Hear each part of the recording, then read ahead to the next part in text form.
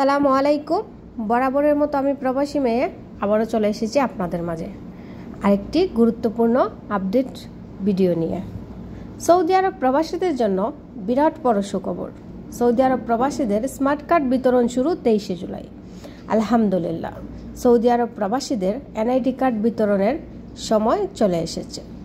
23 July Saudi আরবে রিয়াদে smart card বিতরণ অনুষ্ঠানটি শুরু হবে এবং স্মার্ট কার্ড বিতরণ অনুষ্ঠান উদ্বোধন করবেন আমাদের নির্বাচন কমিশন জনাব আনিসুর রহমান।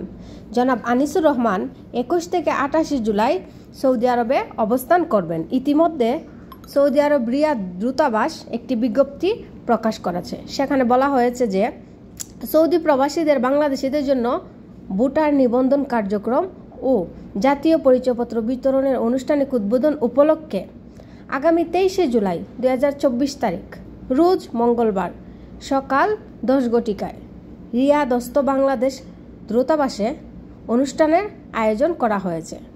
সেখানে সকাল 9:45 প্রবাসীদের আসন গ্রহণ করার জন্য অনুরোধ করা হয়েছে এবং 10টার দিকে পবিত্র কোরআন তেলাওয়াত, তারপর মানব রাষ্ট্রদূত মহোদয়ের স্বাগতম বক্তব্য এবং প্রবাসী বাংলাদেশিদের পক্ষ হতেও অনেকে বক্তব্য দেবেন।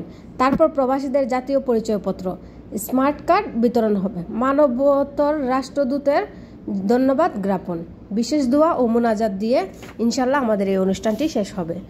সৌদি আরব প্রবাসীরা অনেকেই সবাই হয়তো খুশি, কারণ আপনারা জানেন দীর্ঘ প্রতীক্ষার পর সৌদি আরবে এই স্মার্ট কার্ড বিতরণ শুরু হয়েছে।